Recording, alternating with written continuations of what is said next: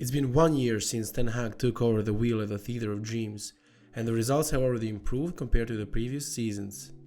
Man United finally won a trophy, thereby putting an end to the 6 years long drought. However, the board has to further improve the squad if they are willing to take the next step and inch closer to the title contenders. Also, it is important to note that even though Ten Hag had managed to get the club back in the Champions League, he still hasn't implemented the style of play he's known for. Now we are far away, so we have a lot of work to do. We make progress with this team and this squad, but we need better players if we want to compete for the highest. This is due to the unavailability of players for the possession-based style of play, and the whole system is unimaginable without a technically gifted goalkeeper. This has to be a player who's not shy to keep the ball in his feet and create the play from the back, and also dribble when necessary. Unfortunately for Man United fans, the legendary David De Gea, who has been Man United's first choice keeper for 12 straight seasons, isn't the right fit for this position. Yes, De Gea has been exceptional throughout all these years. At times, it felt as if he was the only stellar performer for the club, especially after Sir Alex Ferguson's retirement.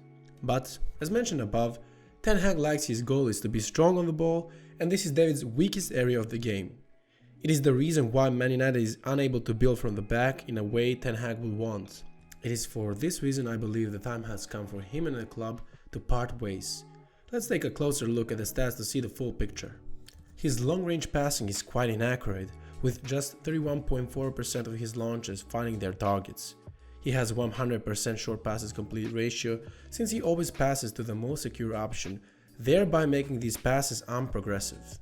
Also, he tends to panic when being pressed by opposing attackers, often leading to ball given away. Regarding his goalkeeping abilities, it has to be pointed out that he won his second Premier League Golden Glove this year, but to be fair, a huge part of the award is due to United's improved defense.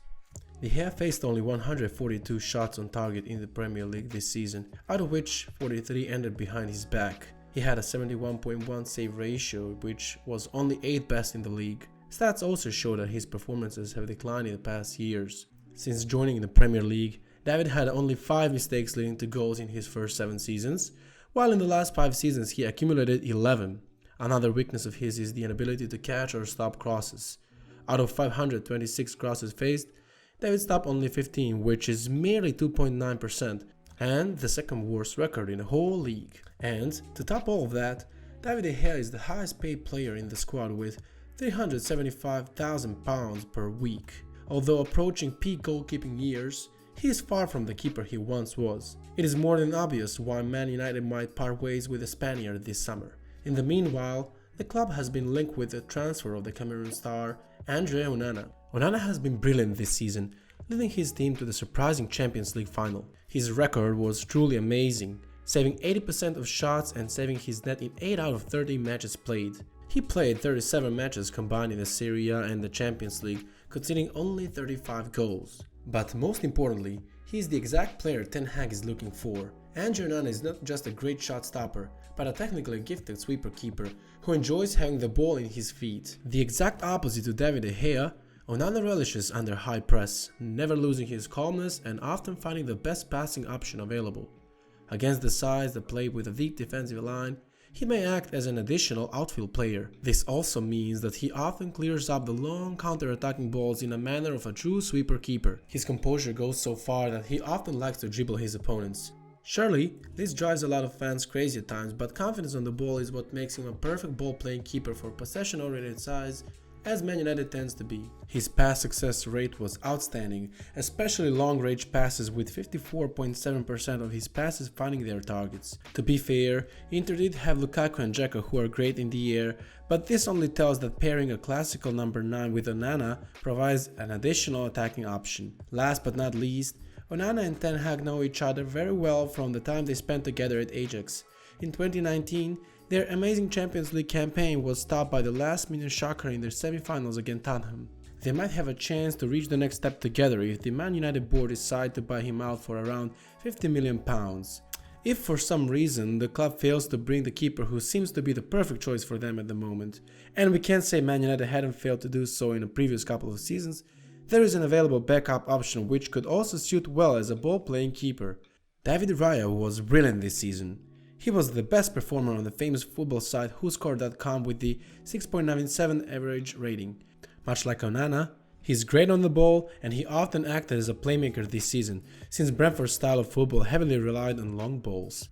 But, unlike Onana, David Raya's long balls were often launched into space, with the intention of starting counter-attacks instead of targeting center forwards. Whether the ball being on the ground or kicked out of his hands, it often finds its way with great accuracy.